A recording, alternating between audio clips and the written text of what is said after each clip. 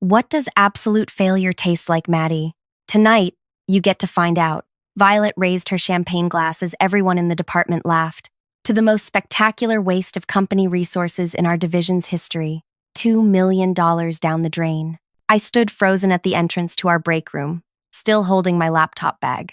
The space had been transformed with balloons and a hand-painted banner that read, Project Disaster Party. Someone had even made a cake decorated with what looked like a sinking ship with my face poorly photoshopped onto it. 23 colleagues, people I'd worked alongside for years, were either laughing or avoiding eye contact entirely. A few looked uncomfortable, but nobody spoke up. I told everyone this would happen, Violet continued, her voice carrying across the room. Some people just aren't cut out for leadership positions. But hey, at least we all get cake out of your incompetence. My throat tightened as I scanned the room. Even Ethan, who had helped me compile the final presentation data, was chuckling along. The betrayal hit harder than the humiliation. The manufacturing numbers came in this morning, Violet announced, consulting her tablet with theatrical flair. Production is down 62% since implementation. Absolutely disastrous. I've already scheduled a meeting with the executive team to discuss how we recover from Maddie's little experiment. The words hung in the air as she approached me, heels clicking against the tile floor. Would you like to say something to the team? She asked, extending a plastic champagne flute toward me. Perhaps some advice on how not to flush millions down the toilet? I looked at her smug smile, the same one she'd worn for months every time she'd undermined my proposals in meetings. In that moment, I made a decision that would change everything. No, thank you, I said quietly, turning away.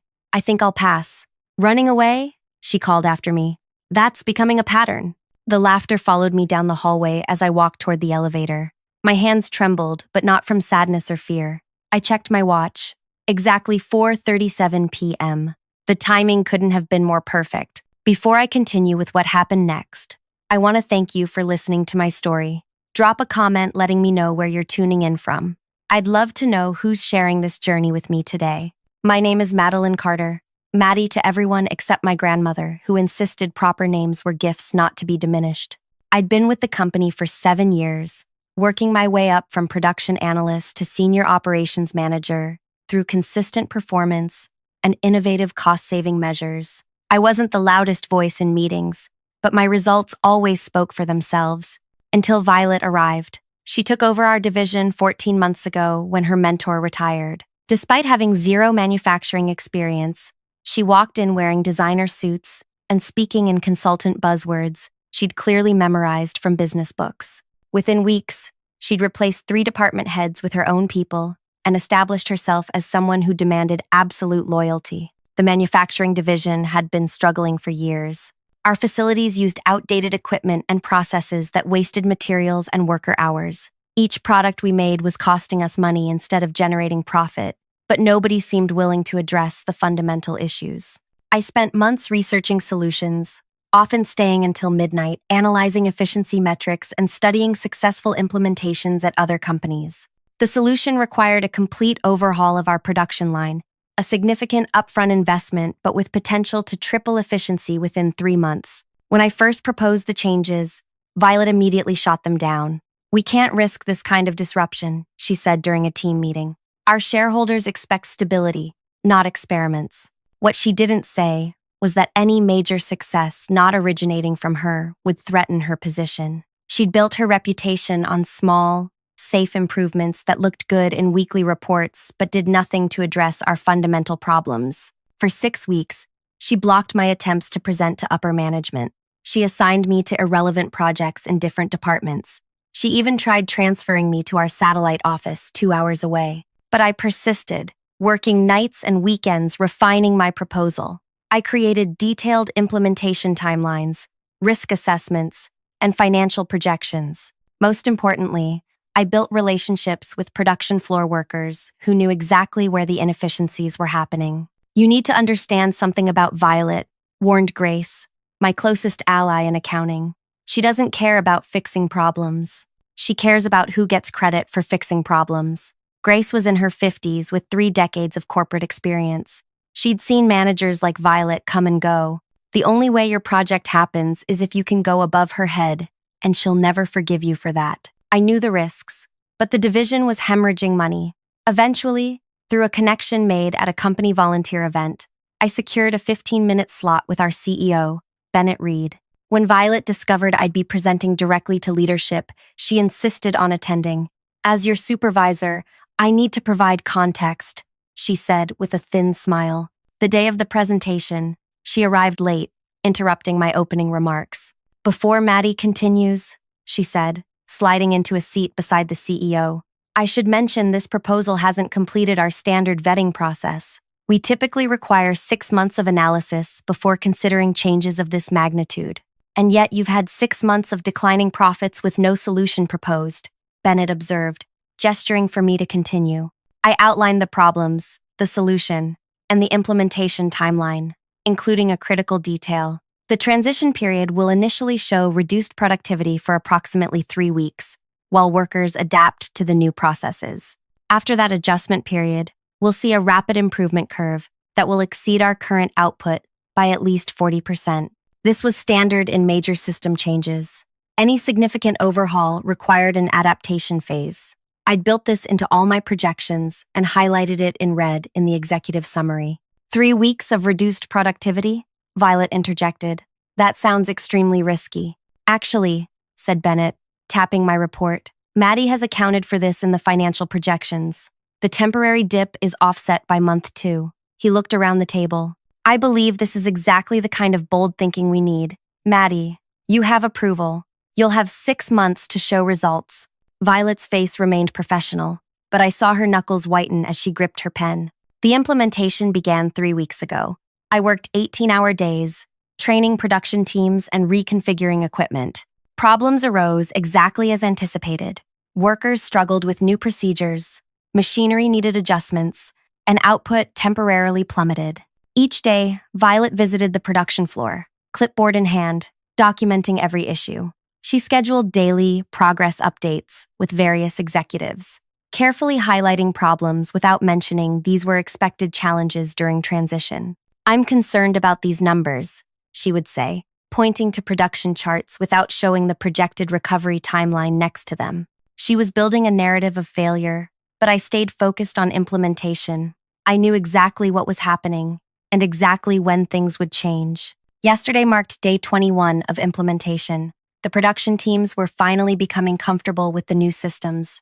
Early numbers showed the beginning of the upswing, exactly as my plan had predicted. That same morning, Violet sent a company-wide email announcing an urgent team gathering for the afternoon. No context provided. Now, as I walked out of that humiliating party, leaving behind the laughter and mockery, I wasn't defeated. I was counting down. My phone buzzed with a text from Grace. What happened in there? I typed back, exactly what needed to happen. Because what Violet didn't know, what she never bothered to understand, was that today marked the end of the transition period. Tomorrow's production numbers would tell a very different story. I drove home to my apartment, kicked off my shoes, and made a cup of tea. I didn't cry. I didn't rage. I simply waited. At precisely 4:37 p.m. the following day, exactly 24 hours after Violet's celebration, my phone rang with a number I didn't recognize. Hello, Madeline Carter speaking, I answered, setting my tea down on the coffee table. Miss Carter, this is June, Mr. Reed's executive assistant. Her voice was crisp and professional. The CEO would like to see you tomorrow morning at 8 a.m. sharp. Can you confirm your availability? My pulse quickened, but I kept my voice steady. Yes, I'll be there. Is there anything specific I should prepare? Just bring yourself and any relevant data from your manufacturing project. That's all I can share at this time. She paused. And Miss Carter? The meeting will include the full executive board. After we disconnected, I sat motionless for several minutes. The full executive board meant this wasn't just a casual check-in. This was everything I had been working toward. I spent the evening preparing, not by creating elaborate presentations or rehearsing speeches, but by gathering the raw production data from the past 3 weeks alongside my original projections. The simplest numbers would tell the most powerful story. Sleep was impossible that night. I kept thinking about the journey that had brought me here. Growing up, my father ran a small furniture workshop where I spent weekends learning how things were made.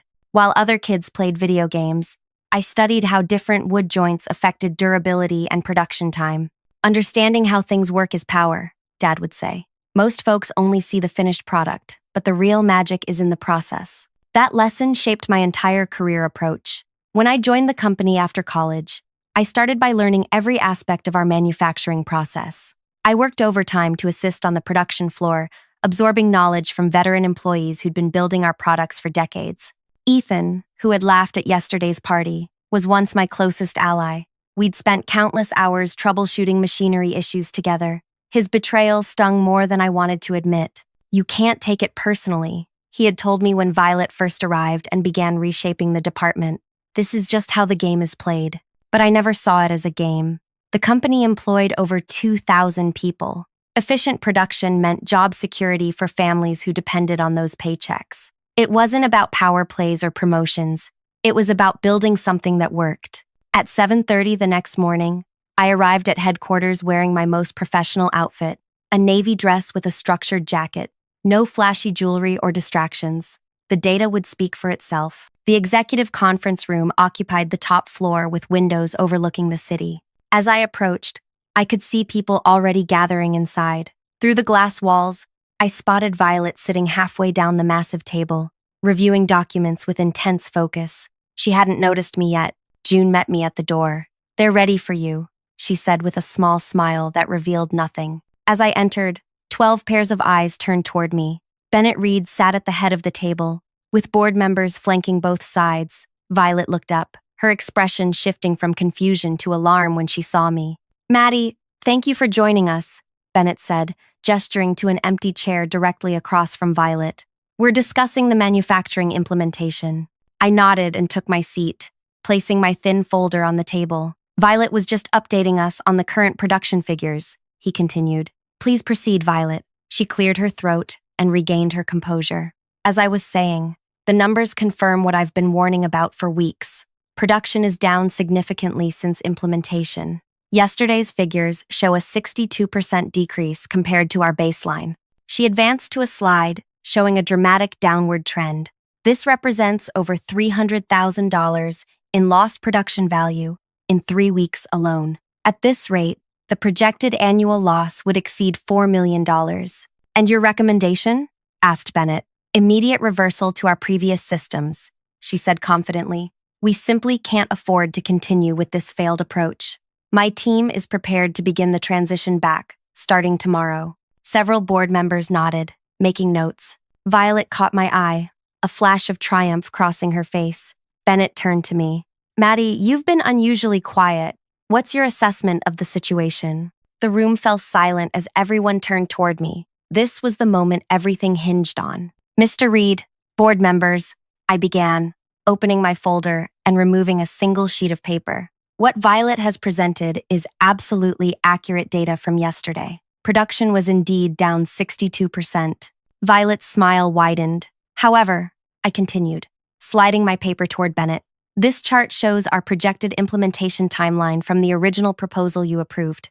If you look at the highlighted section, you'll see that a 60 to 65% production decrease was anticipated during the 3-week adaptation phase." Bennett studied the document, then passed it around the table. "Furthermore," I said, pulling out my phone, "I received the morning production report approximately 40 minutes ago. May I?" Bennett nodded, and I connected my phone to the room's display system. A new chart appeared showing a dramatic upward spike. This morning's figures show a 28% increase from yesterday, bringing us to only 34% below our baseline. By tomorrow, based on current patterns, we'll be at or near our previous productivity levels. By next week, we'll exceed those numbers by approximately 40%. The room remained silent as the implications sank in.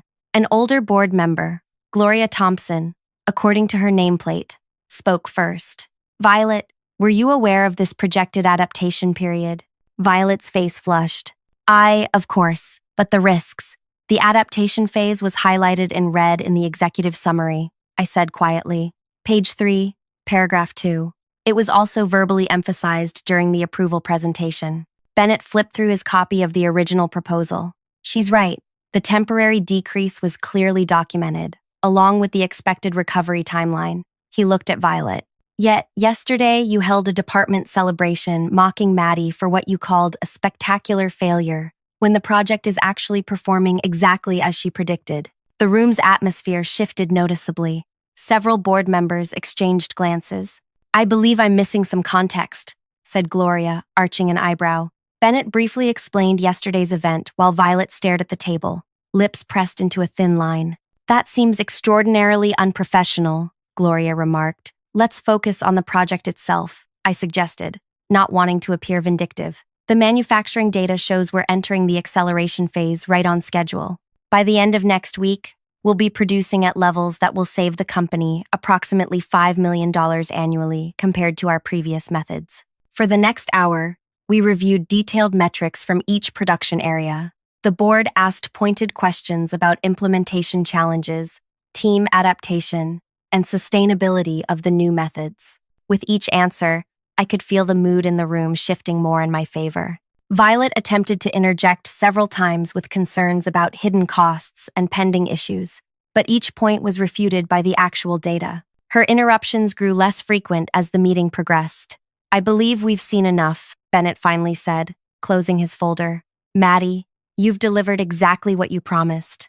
The board will need to discuss some additional matters privately, but first, I'd like to address the events of yesterday." He turned to Violet. "Organizing a celebration of a colleague's perceived failure demonstrates concerning judgment, especially when that failure was a documented phase in an approved plan. This raises serious questions about your leadership approach." Violet straightened. "With respect, sir, maintaining team morale during difficult transitions falls under my discretion as department head. The gathering was intended as stress relief during a challenging period. The banner reading Project Disaster Party suggests otherwise," I said quietly. Bennett's expression hardened. "Violet, please step outside with June. She'll direct you to a conference room where we'll continue this conversation privately after the board meeting concludes." After she departed, Bennett turned to me. "I apologize for what you experienced. That's not how we conduct ourselves at this company." "Thank you," I said simply. "Now, regarding the manufacturing division," he continued, "the early results are promising enough that the board would like to discuss expansion possibilities. Would you be prepared to give us your thoughts on scaling this implementation to our other production facilities?" For the next 30 minutes, I outlined how the methods could be adapted across different product lines. When the discussion concluded, Bennett asked me to wait in his office until the board finished their private session. As I sat in the CEO's office overlooking the city, I thought about Violet waiting somewhere in the building, perhaps preparing her defense or planning her next move. Despite everything, I felt no satisfaction in her predicament. The project's success was what mattered, that and the validation of months of work. June appeared at the doorway. "Mr. Reed would like to see you in the small conference room." She led me to a room where Bennett waited alone. "Please sit down," he said, gesturing to a chair. "The board has made some decisions I'd like to discuss with you." His expression revealed nothing as he pushed a document across the table. "This is a reorganization proposal for the manufacturing division," he explained. "We'd like your input before finalizing it." I scanned the document, my breath catching as I read the proposed new leadership structure. "This would place me as Director of Manufacturing Operations," I said, looking up at him. "With Violet reporting to me." Bennett nodded. "The board believes your vision for manufacturing modernization should be expanded. Violet has strengths in certain administrative areas, but clearly lacks the technical expertise and leadership approach needed for the division's primary functions." "Has she been informed?" I asked. "Not yet. We wanted to ensure you were willing to accept the position first." I stared at the organizational chart, thinking about everything that had transpired. Yesterday, I'd stood humiliated in front of my colleagues. Today, I was being offered leadership of the entire division. "Before I answer," I said carefully, "I'd like to know one thing. Was this decision made because of yesterday's incident or because of the project results?" Bennett considered the question. "Yesterday revealed character. Today's data revealed competence. We need both in leadership positions." I nodded slowly, coming to a decision that would change everything moving forward. "I accept the position," I said, "but I'd like to propose a slight modification to the structure." Bennett raised an eyebrow. "I'm listening." I took a deep breath. Rather than having Violet report directly to me, which would create immediate tension. I'd like to establish a new innovation and process integration team that she could lead, separate from primary operations, but still contributing to our overall goals. Interesting approach, he said, leaning forward. Why? Why? 2 reasons. First, having her directly report to me would make it nearly impossible for either of us to succeed. The resentment would affect everyone around us. I paused, choosing my words carefully. Second, despite her approach, Violet does have administrative skills that could be valuable if properly directed. Bennett studied me for a long moment. Most people in your position would want her gone or diminished. You're suggesting giving her a pathway to contribute. I want what's best for the company, not what satisfies a personal grudge. He nodded slowly. The board will need to review this modification, but I find it promising. Success isn't just about having good ideas. It's about building effective teams, even with challenging personalities. He extended his hand. Congratulations, Director Carter. As we shook hands, the reality of what had just happened began to sink in. 7 years of work had culminated in this moment. I thought about my father and wished he were still alive to see it. There's one more thing, Bennett added. We need to address yesterday's event with your team. How would you like to handle that? And I considered the question carefully. The team had witnessed my humiliation. Now, they needed to understand what actually happened. I'd like to present the production data myself at tomorrow's department meeting. No accusations, no blame, just facts. Consider it done. He made a note on his tablet. June will coordinate the announcement of your promotion after that meeting. Within hours, the restructuring was formalized. My new role would begin officially on Monday, giving me 3 days to prepare. I spent that evening in quiet reflection, thinking about the path forward and how to build a culture of collaborative innovation rather than competitive sabotage. Friday morning arrived with a strange sense of calm. I arrived at work early, reviewing the latest production figures. The numbers had improved even more dramatically overnight. We were now just 12% below our baseline production, with clear indicators the trend would continue upward. At 10 a.m., the entire department gathered in the conference room. I could feel the tension as I walked in. Some colleagues looked away guiltily, while others whispered among themselves. Ethan sat near the back, his expression unreadable. Violet was notably absent. Bennett opened the meeting. Thank you all for coming. I've asked Maddie to present the current status of the manufacturing implementation. I connected my tablet to the display and showed a simple graph with 3 lines: the projected adaptation curve from my original proposal, the actual production data from the past 3 weeks, and the anticipated future trajectory. As you can see, I explained calmly, the temporary reduction in productivity was both expected and planned for. This morning's numbers show we've already begun the recovery phase, with production increasing at a rate that will exceed our previous baseline by early next week. The room remained silent as people processed what they were seeing. In other words, Bennett added, the project is succeeding exactly as Maddie predicted it would. I continued walking them through specific metrics, highlighting improvements already visible in material usage, quality control, and processing time. With each data point, I could sense the atmosphere shifting, confusion giving way to understanding, then to something approaching shame. Does anyone have questions about the implementation or the data? I asked, concluding my presentation. After a brief silence, Ethan raised his hand. How long have you known the production would recover today? Since I designed the implementation plan 6 months ago, I answered simply. The 3-week adaptation period was always part of the projection. His face flushed as the implication became clear. Yesterday's celebration had been premature at best, deliberately misleading at worst. Bennett took over. In light of these developments and Maddie's exceptional leadership, I'm announcing some organizational changes effective Monday. He outlined the new structure with me as Director of Operations and the creation of Violet's new team. Stunned expressions greeted the announcement. Several people turned to congratulate me, their sincerity mixed with visible discomfort about their previous behavior. As the meeting dispersed, Ethan approached me hesitantly. Maddie, I don't know what to say. I should have. We can discuss it later, I interrupted, not ready for that conversation. Right now, I need to prepare for the transition. The weekend passed in a blur of planning and preparation. By Monday morning, My confidence had solidified into clarity about the path forward. I arrived early to set up my new office, not Violet's former corner space, but a centrally located room with glass walls that kept me visibly accessible to the team. At 9 a.m., I convened my first leadership meeting.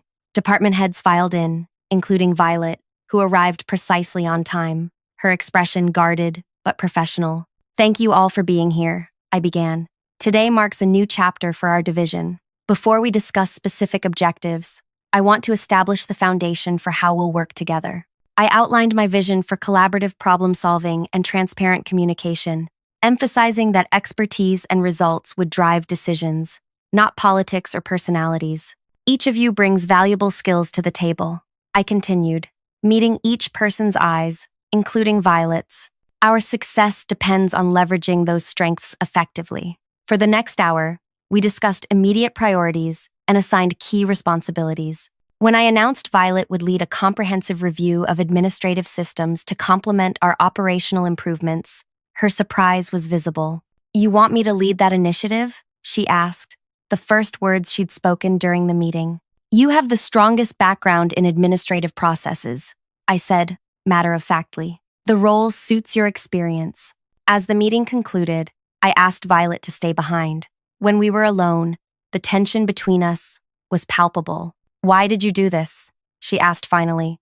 "You could have had me removed completely." "That wouldn't serve the company's interests," I replied. "Despite our differences, you have skills that can contribute to our success." She studied me, searching for hidden motives. "I don't understand you." "I'm not asking you to understand me," I said quietly. "I'm asking you to respect the work we're here to do.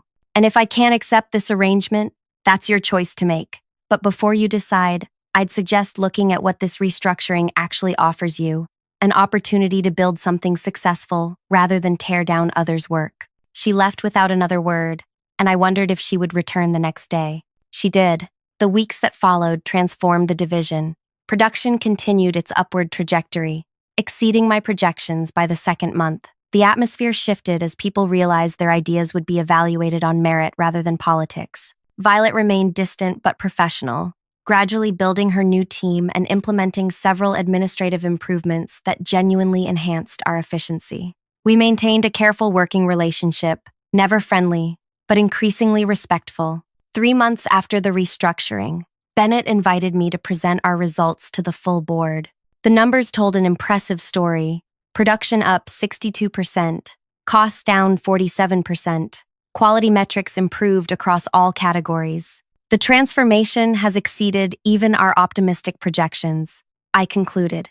"At current rates, we'll recoup the initial investment 2 months ahead of schedule, with annual savings approaching $7 million. Gloria Thompson spoke up. "These results are remarkable, but I'm equally impressed by how you've handled the personnel challenges. Creating a role that channels Violet's abilities productively rather than pushing her out demonstrates exceptional leadership judgment." After the presentation, Bennett walked me to the elevator. "The board has approved expanding your methodology to our other manufacturing sites.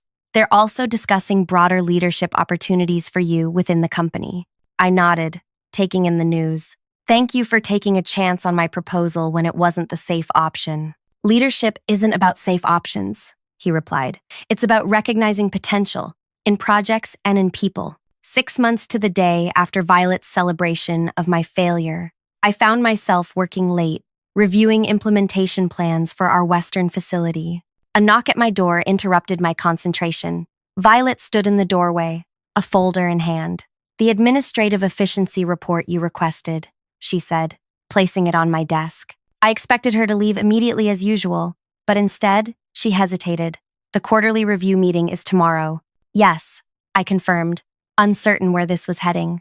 "My team has shown measurable improvements in 3 key areas," she said carefully. "I assume that will be reflected in the assessment." "Results speak for themselves," I replied. "Your team's work has been solid." She nodded, then added unexpectedly, "The Western Facility Implementation Plan. There's an issue with the training schedule you might want to address." I raised an eyebrow, and she explained a legitimate timing conflict I had overlooked. It was the first time she had volunteered assistance beyond her direct responsibilities. "Thank you," I said simply.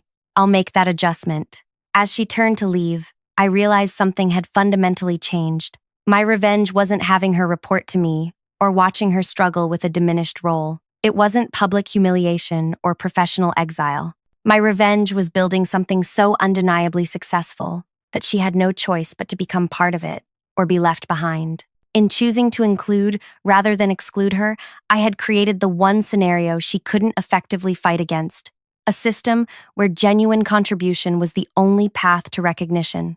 She had spent years mastering office politics and undermining perceived threats. I had rendered those skills obsolete by creating an environment where only real results mattered. The greatest revenge wasn't destruction but transformation, not just of our manufacturing processes, but of our entire workplace culture. Violet would never be my friend or supporter, but she had become something more valuable, a productive contributor to our shared success.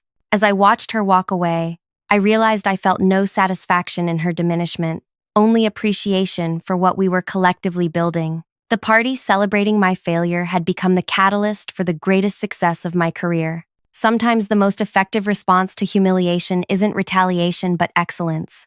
Not all victories require an opponent's defeat. Some are measured by what you create, rather than what you destroy. If my story resonated with you today, please take a moment to like this video and subscribe to the channel. I'd love to hear in the comments about a time when you turned a professional setback into an unexpected opportunity. Thanks for listening to my journey. Sometimes the path to success looks exactly like failure until the moment everything changes.